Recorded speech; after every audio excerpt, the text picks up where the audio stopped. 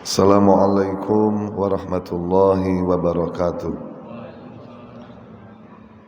Bismillah, alhamdulillah, wassalatu wassalamu ala rasulillah Sayyidina wa maulana Muhammad wa ala alihi wa sahbihi wa mawalah. Rabbi syrah li sadri wa yassir li amri wahlul uqdatan min lisani yafqahu qawli. Amma ba'du, hadatul kiram, para alim, para ulama, para masyayikh, para kiai yang kita hormati semua, semoga senantiasa diberi umur yang panjang, diberi sehat fi taatillah. Yang kami hormati pula kepada segenap para hadirin dan hadirat yang semoga juga oleh Allah senantiasa diberi kemudahan dalam urusan, dalam setiap urusan, dan juga semoga diberi oleh Allah kesehatan fil afiyah, kesehatan untuk melakukan aktivitas sehari-hari, terutama untuk beribadah kepada Allah agar dipermudahkan jalannya. Amin ya rabbal alamin. Kita kembali lagi pada pengajian rutin, yakni Cahaya Cinta Setama Gedong. Alhamdulillah, semoga dalam pengajian ini kita bisa mengambil hikmah dan juga manfaat daripada pengajian ini. Kita tahu pengajian Cahaya Cinta Setama Gedong setiap rutin diawali dengan pembacaan tahlil, pembacaan istighosah, ya. Saya ingat terhadap kalamnya, dawuhnya Habib Ali Al-Jufri. Beliau mengatakan kadang sering terjadi dalam diri kita ini sulit atau sukar dalam menghadapi sesuatu, seperti mungkin gampang sumpek atau permasalahan duniawiyah yang terlalu terbelit. Lah ini kata beliau Habib Ali Al-Jufri, mungkin saja itu berawal dari banyaknya dosa yang berada dalam tubuh kita. Pentingnya kita untuk meminta ampun kepada Allah, beristighfar kepada Allah, agar apa? Agar dosa tersebut hilang, sehingga perkara-perkara yang sulit yang tadinya menghampiri kita ini bisa terhilangkan dengan sebab kita beristighfar tersebut. Lalu perbedaannya apa? Aku tak istighfar dhewe wae nang omah, gak usah nunggune masjid atau gak usah bareng-bareng loh. Perbedaannya adalah kualitas doa yang dilakukan secara bersama-sama itu lebih mujarab, lebih mustajab, ya, daripada doa yang dilakukan oleh sendiri. Karena apa? Ya seperti hanya yang dulu disampaikan, jenengan ketika meminta secara kolektif kepada Gusti Allah, meminta kolektif kepada, atau secara gampangnya lah, jenengan demo tengah jenge pemerintah, demo dewe karo demo karo wong akeh, akan lebih gampang untuk direspon ketika demonya orang banyak. Nah inilah pentingnya kita sering-sering menghadiri acara-acara majelis pengajian, ya, istighosah, tahlilan dan sebagainya lah. Ini tujuannya apa? Untuk lebih mempermudah hajat kita, lebih untuk mempermudah keinginan kita supaya dapat dikabulkan oleh Allah Subhanahu wa taala. Baik, untuk tema Cahaya Cinta, kita tahu tema kali ini adalah tema Islam KTP. Nah, tema Islam KTP ini sebenarnya sudah masyhur, istilahnya itu sudah masyhur sejak dulu. Bahkan saya ingat kayaknya ada ya sinetron Islam KTP ku enten nggih kadose lho. Lah niki kemasyhuran Islam KTP yang ada di Indonesia ini sudah merajalela di mana-mana. Mereka mengatasnamakan Islam, mereka mengatasnamakan saya beragama Islam sebagai seorang muslim, tapi beberapa syariat-syariat Islam, norma-norma Islam tidak dilakukan.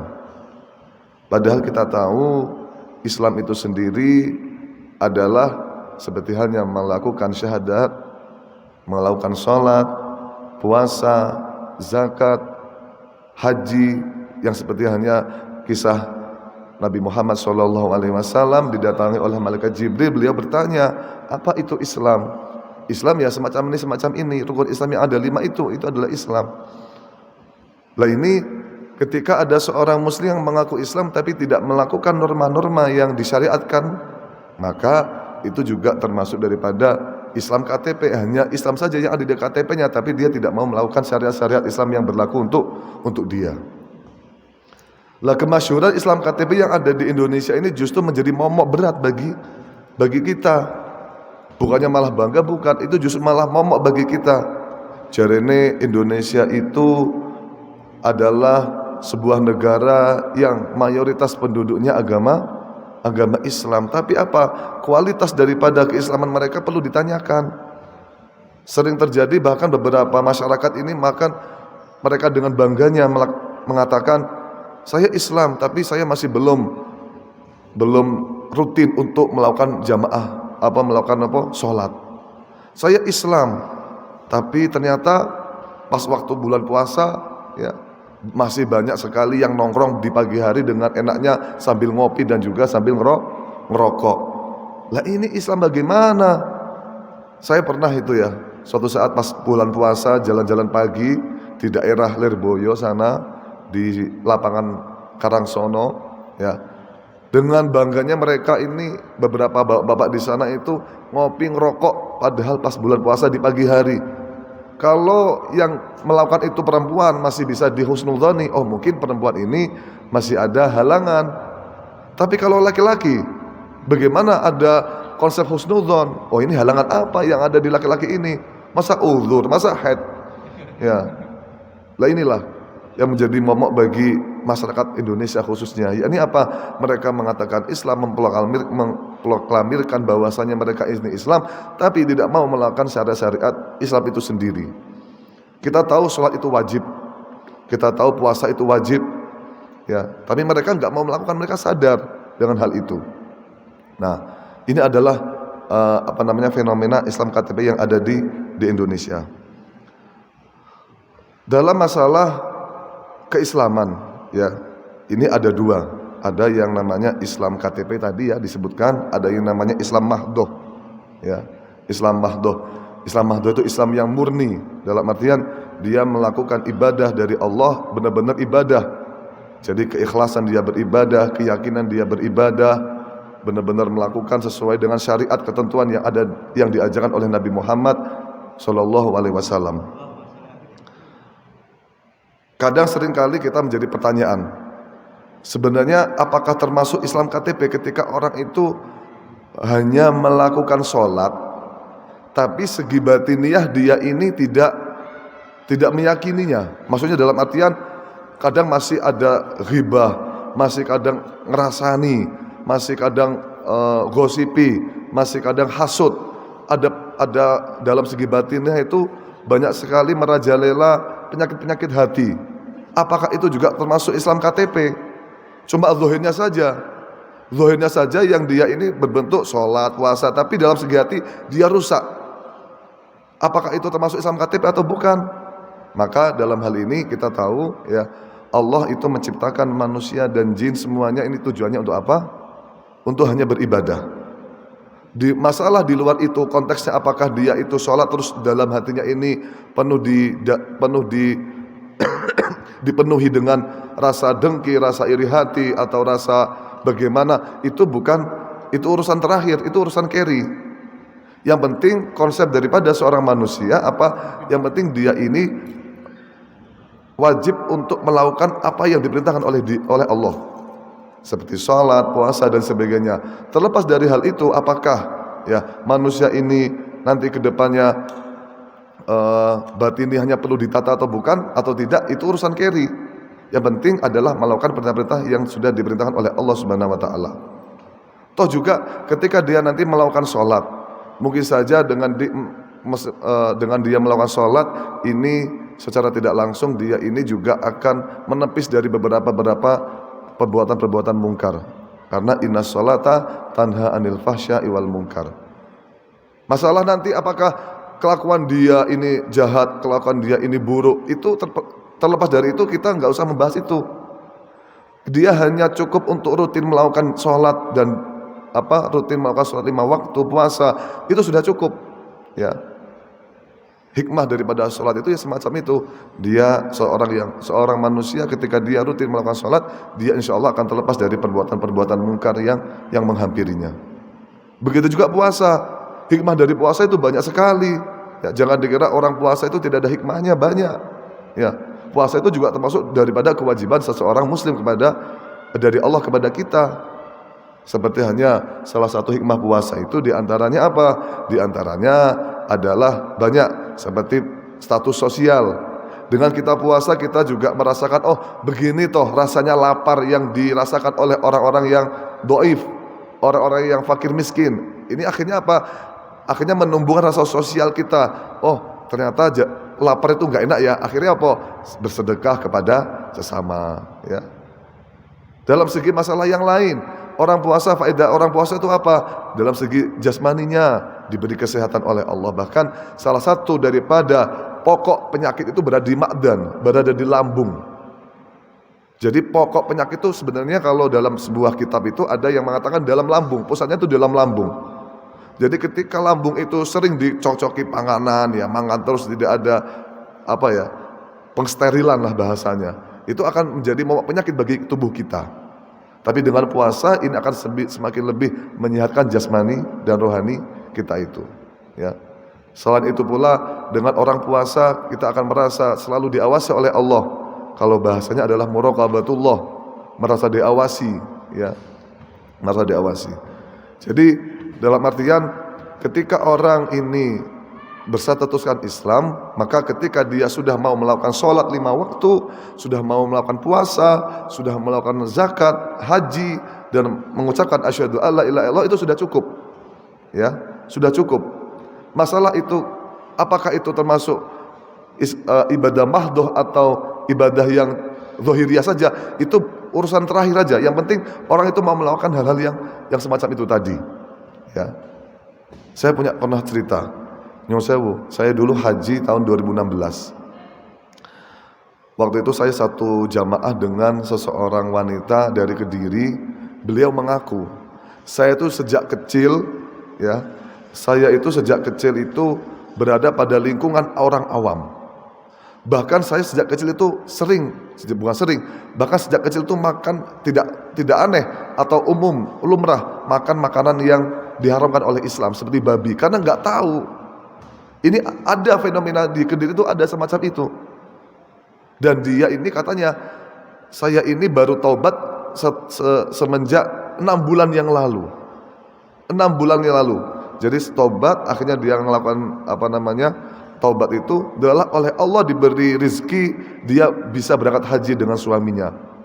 Ya, ini luar biasa ini, termasuk fadl minallah. Ya, saya kaget, loh, kok ada ya masyarakat Kediri, di kota Kediri khususnya, yang mana dia berada pada sebuah daerah, padahal Kediri itu banyak pondoknya, banyak kiainya, tapi ternyata di beberapa lingkungan itu mereka ini seperti jauh dari dakwahnya ulama. Ini ada di Kediri semacam itu, ya. Yaitu itu juga termasuk daripada kategori Islam KTP, ya, Islam KTP. Maka dalam hal ini kita dapat menyimpulkan bahwasanya karena al-insan itu dibagi menjadi 2. Manusia dalam sudut yang lain itu dibagi menjadi 2. Karena al-insanu aliman sama karena al-insanu jahilan. Karena al-insanu aliman itu memasukkan kategori seperti halnya mujtahid, mufti, ulama-ulama terdahulu, kiai, ustadz yang benar ya, bukan ustadz yang abal-abal. Sekarang banyak ustadz abal-abal, hanya modal dia bisa ngomong, stand up komedi, dia sudah jadi ustadz, pakai sorban, pakai sudah menjadi ustadz. Nah ini pentingnya bagi kita ini juga cermat dan juga teliti terhadap pendakwah-pendakwah sekarang ini, ya. Kok apabila ada pendakwah kok dia mengajak kepada sebuah provokasi, maka pendakwah tersebut itu tidak patut untuk kita ikuti, ya. Kadang ada pendakwah yang melakukan yang namanya provokasi kepada jamaah, atau kadang ada pendakwah yang melakukan modelnya ngerasani. Nah ini pendakwah yang semacam inilah yang mungkin kurang etis bagi kita. Pun kita dakwahlah sesuai dengan apa yang diajarkan oleh Rasulullah SAW. Nah kembali lagi, manusia dipandang dalam sudut yang lain itu ada 2. Yang tadi kita sudah tahu, ada yang namanya karena al-insanu aliman meliputi pada kiai, ulama dan lain sebagainya. Ada yang namanya karena al-insanu jahilan. Jadi manusia itu ya kalau nggak alim ya jahil, Kalau nggak alim ya jahil, kalau nggak pintar ya bodoh. Bodoh dalam artian bodoh dalam masalah istimbatil hukmi, dalam mencari sebuah hukum. Ya, dalam hal ini memasukkan orang awam, ya, memasukkan orang-orang yang nggak tahu, ya. Maka dalam konsep dalam kitab Asbah wa Nadhair dikatakan bahwasanya ketika orang awam, orang yang nggak tahu tersebut ini mengaku bahwasanya saya terhadap hukum zina, terhadap hukum khamr, bir, ya, ini orang awam ngomong, ya, saya nggak tahu hukumnya haram, maka dalam hal itu status orang awam tidak bisa diterima.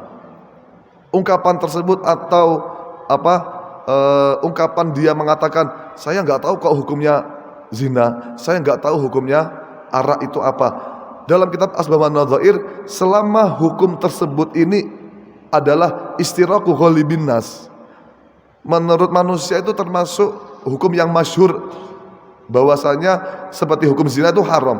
Di semua agama zina itu haram loh. Ya. Di semua agama zina itu haram. Kok ada yang mengatakan saya nggak tahu kalau zina itu haram? Loh, ini nggak bisa diterima. Alias apa? Tidak dimakfu dalam masalah melakukannya dia.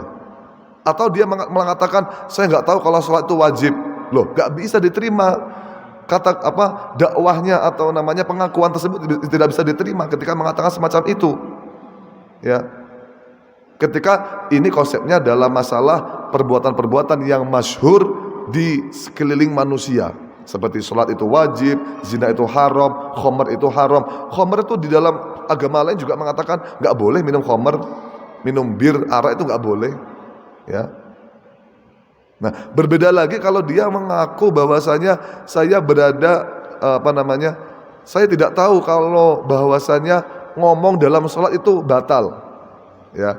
Jadi ada permasalahan ibadah itu, ya, permasalahan hukum ibadah yang memang sudah umum bagi manusia untuk wajib diketahui, masyhur diketahui, seperti tadi wajib sholat, haram zina dan sebagainya. Ada yang memang hukum-hukum far'iyah yang memang manusia ini nggak jelas, nggak masyhur, samar bagi manusia, seperti mangan cicak, ya, mangan bekicot, makan cicak.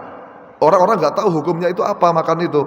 Maka kalau ada orang yang nggak tahu, maka dakwahnya diterima, alias pengakuannya diterima dalam hal ini, ya. Maka ketika orang awam mengatakan semacam itu, ketika aku nggak ngerti nek bakno apa jenenge maam cicak itu haram, aku sekadung maam cicak, dimakfu, akhirnya nggak dapat taklif, nggak dapat dosa karena nggak tahu. Tapi kalau ada orang awam mengatakan saya nggak tahu kalau kalau sholat itu wajib, maka nggak bisa, tetap dihukumi dosa. Karena apa? Karena sholat itu adalah sebuah ibadah yang masyhur di sekeliling manusia. Nonton loh. Berbeda kalau masalah-masalah yang memang nggak masyhur seperti tadi cicak atau ngomong dalam sholat, mungkin ada beberapa yang memang nggak tahu. Contoh ngomong gini, sholat lebih dari dua kata, ya, lebih dari dua kata itu kan membatalkan. Ini kan hal-hal yang tidak masyhur dalam sekeliling manusia. Inda ghalibin nas tidak masyhur. Maka ketika dia tidak tahu hukum tersebut, ini hukumnya diterima, ya. Kecuali memang dalam permasalahan ini, ya, dia ini baru masuk Islam atau mu'alaf. Maklum orang mu'alaf ini dalam permasalahan-permasalahan yang masyhur di kelompok Islam ini nggak semuanya tahu.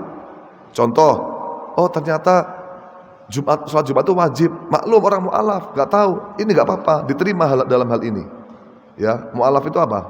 Orang yang baru masuk Islam. Tapi kita akan mengucap sebenarnya mu'alaf itu apa saja, nanti ada beberapa pembagian, ya. Jadi kalau ada orang yang mengatakan mu'alaf, ya ini mu'alaf, ya, orang yang baru masuk Islam. Orang mu'alaf mengatakan, ternyata zakat itu wajib bagi orang Islam. Gak apa-apa, karena dia memang orang yang qaribin fi ahdil Islam, orang yang baru masuk Islam. Dalam hal ini dakwahnya atau pengakuannya diterima, ya. Berarti dimakfu, diterima, dimakfu, dia tidak dapat dosa. Atau dia itu berada di badiyatin ba'idatin minal Islam. Dia berada pada sebuah daerah alasan yang jauh dari agama Islam, jauh dari perkumpulan agama Islam, perkumpulan dari ulama pesantren. Contoh apa? Berada di pergunungan, ya.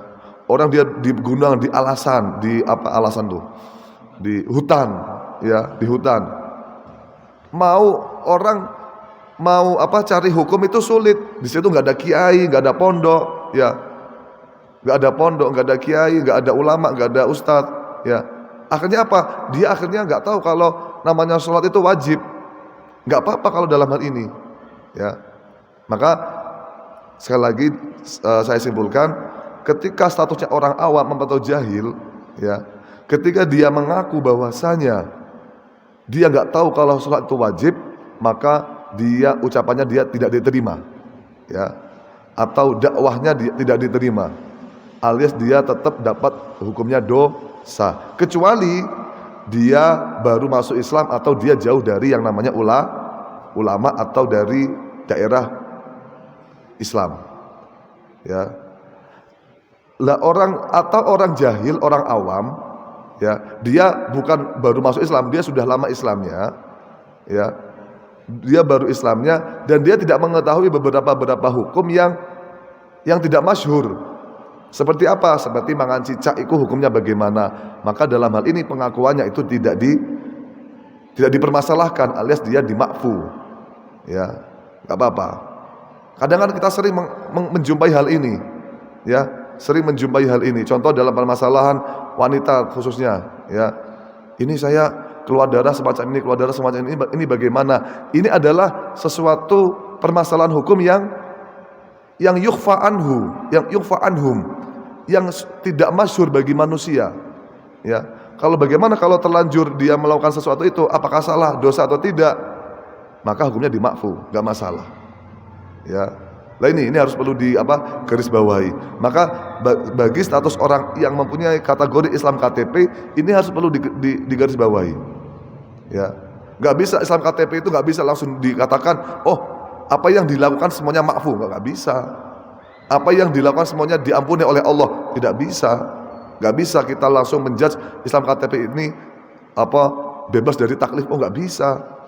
Kita lihat dulu permasalahannya, ya. Kadang ada beberapa lalu bagaimana statusnya tadi, ibu-ibu tadi yang dia berada di sebuah daerah Kediri, kota Kediri, yang di situ banyak ulama, banyak pondok. Apakah dia terkena dosa? Apakah dia terkena taklif? Bagaimana?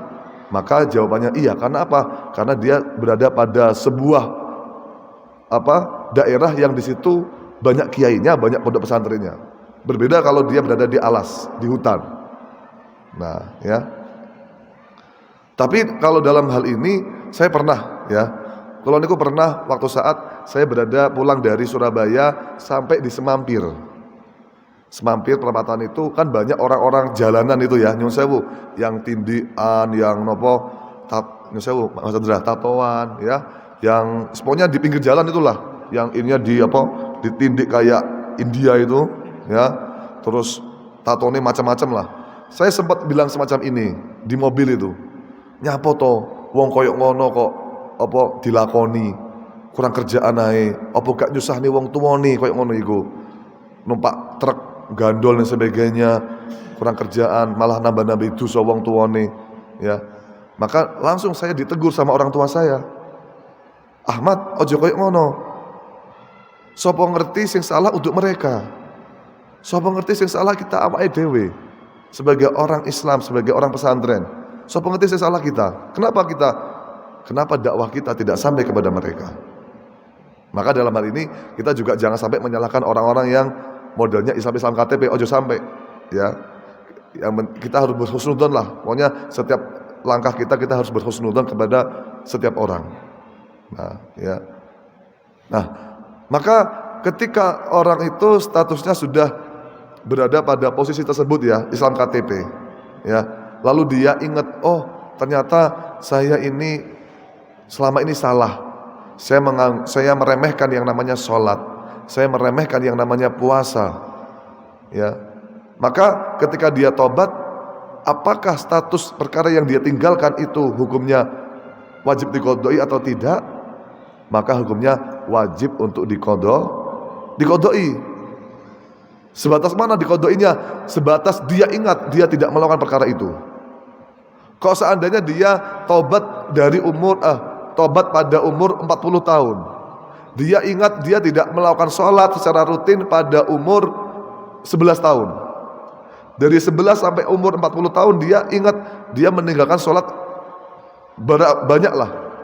Ya dia ingat-ingat, dia iling-iling. Kira-kira sholat berapa yang saya tinggalkan? Maka itulah yang harus ditanggungkan. Nggak boleh membayar fidyah, nggak boleh, nggak bisa semacam itu, harus diqodoi. Sama puasa juga, ya. Puasa juga, kalau dia ingat, oh ternyata saya meninggalkan puasa ini selama 4 tahun, ya wajib diqodoi semuanya. Dan juga bayar fidyah kalau dalam hal ini. Maka sering terjadi ya dalam konsep kita ini, khususnya di Indonesia, ada yang namanya fidaan. Loro sebutan fidaan. Fidaan itu adalah untuk melebur sebuah dosa, dan biasanya dilakukan setelah orang itu meninggal dengan membaca kulhus banyak 1000 kali bagi sang keluarga. Tujuannya apa? Untuk meleburkan dosa bagi sang mayit. Ini fidaan. Ada yang 1000, ada yang 100.000, ya macam-macam. Ya, ada yang 7 hari, ada yang 40 hari. Ini fidaan yang semacam itu. Tujuannya untuk apa? Melebur dari dosa-dosa yang ada. Nah, maka dalam hal ini konsep orang mu'alaf, konsep orang mu'alaf ini tadi yang mengatakan saya tidak tahu kalau sholat itu wajib atau bagaimana, ini dimakfu, diterima, dakwahnya diterima, pengakuannya diterima.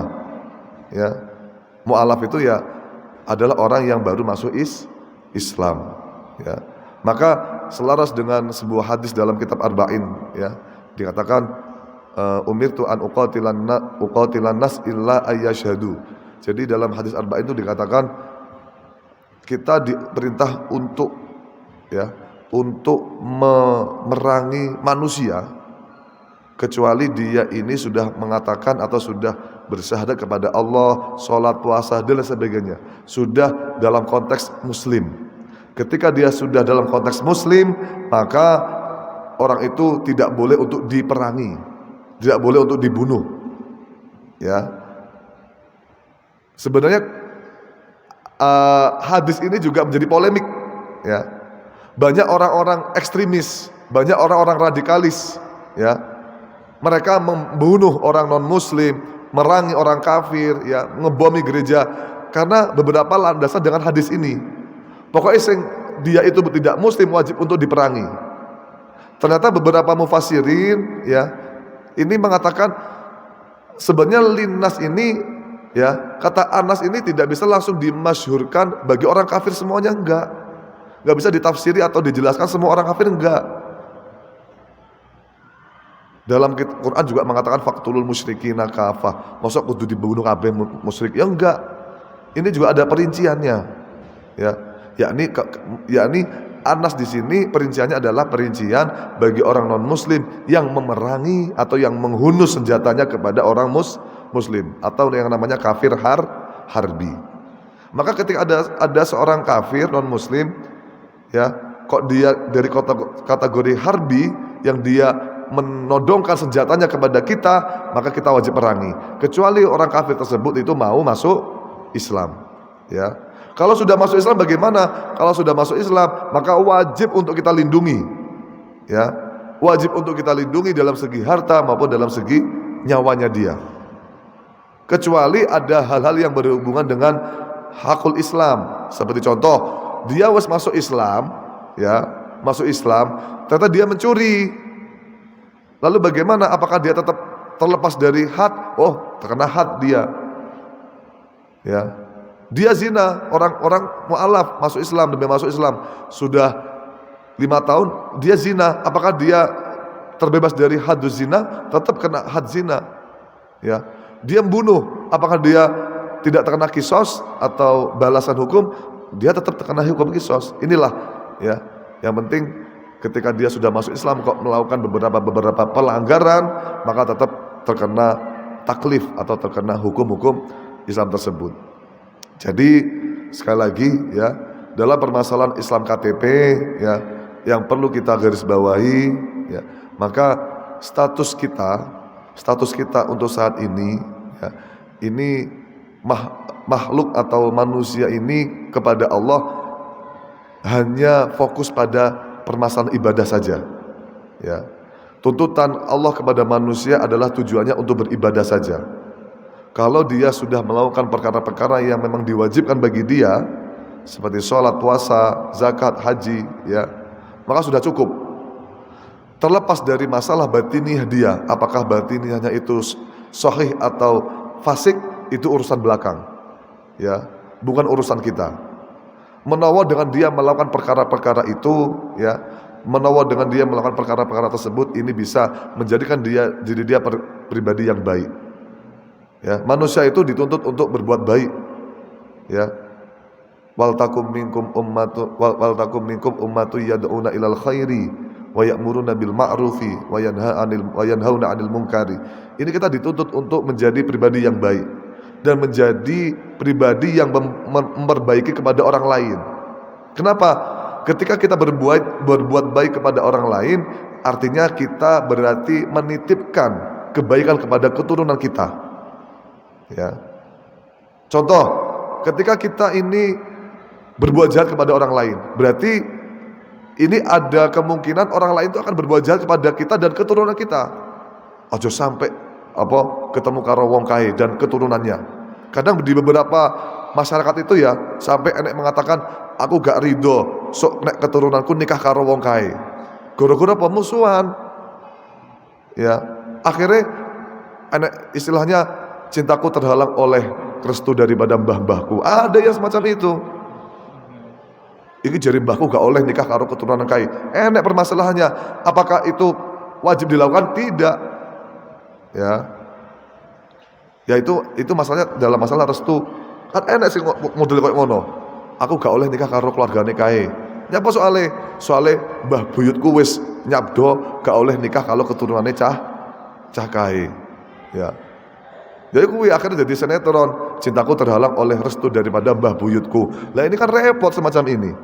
Ya, tidak ada dalam permasalahan nikah itu tidak ada semacam hal itu. Maka dalam ini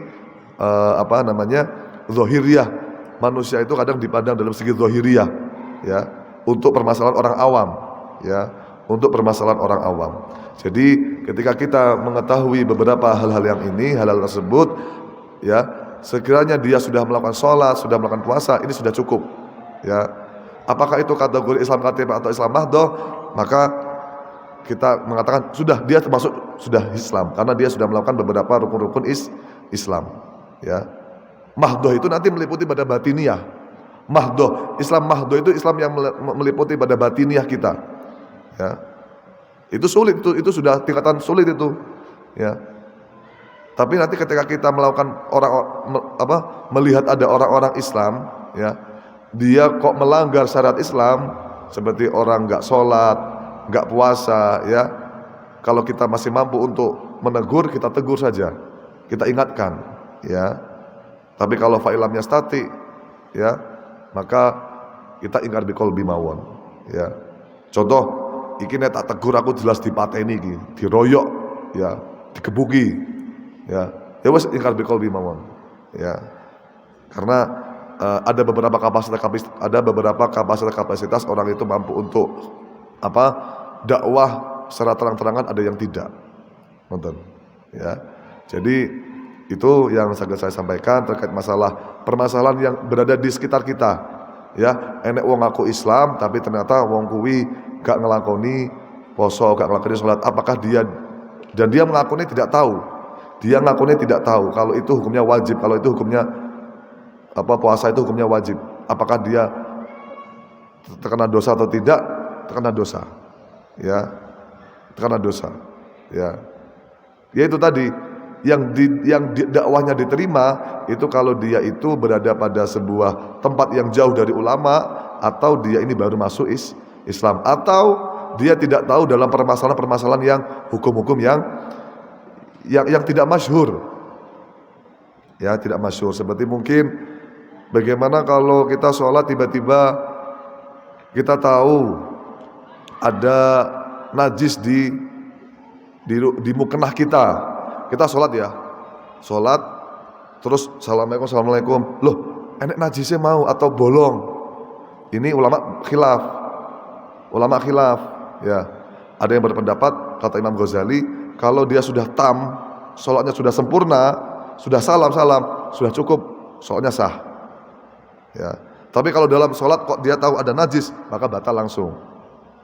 Ya. Dia sholat kok ada najis atau ada lubang di ketok aurate, ini khilaf.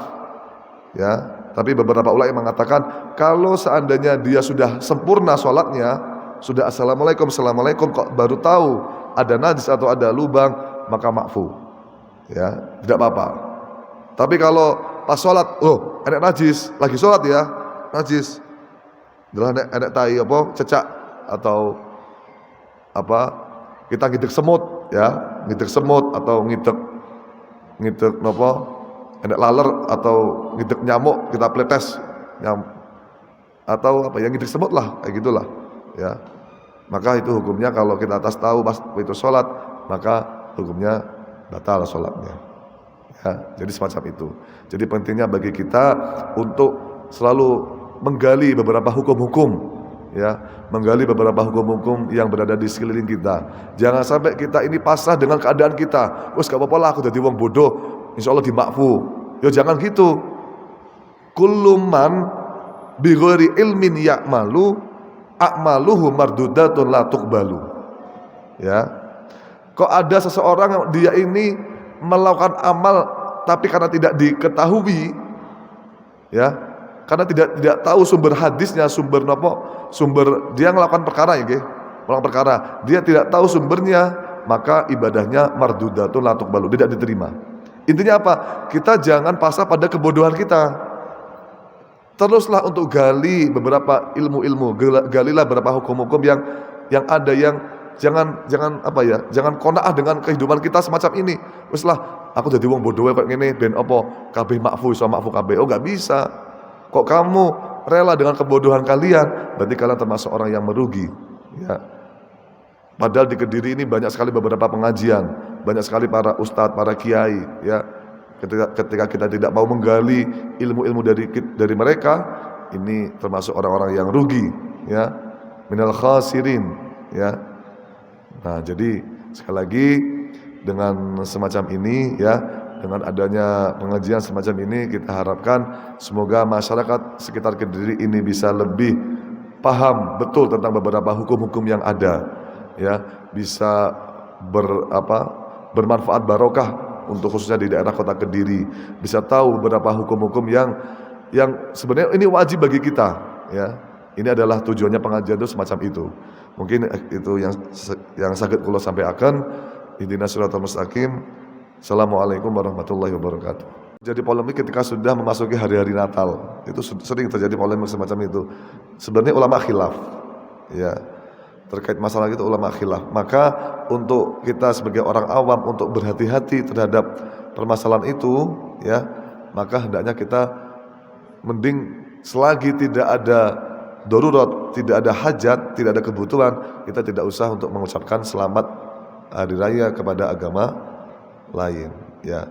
Tiba-tiba kita orang awam lagi diam-diam, lagi santai-santai gini, nggak ada hajat, nggak ada kebutuhan, tiba-tiba Merry Christmas, ngono ya, nggak ada apa-apa padahal Merry Christmas, ya ini nggak usah. Berbeda kalau ada hajat kebutuhan, contoh kita punya tetangga tangga cer itu, tangga sebelah pas lah. Ini supaya ada rukun tetangga, supaya kita mempererat satu rahmi antara tetangga itu. Selamat hari Natal, ngasih hampers atau bagaimana itu nggak masalah, selama ada hajat kebutuhan. Ya, ini ulama khilaf ini semacam ini. Ada yang mengatakan keras haram, nggak boleh. Ada juga yang mengatakan boleh, makanya khilaf.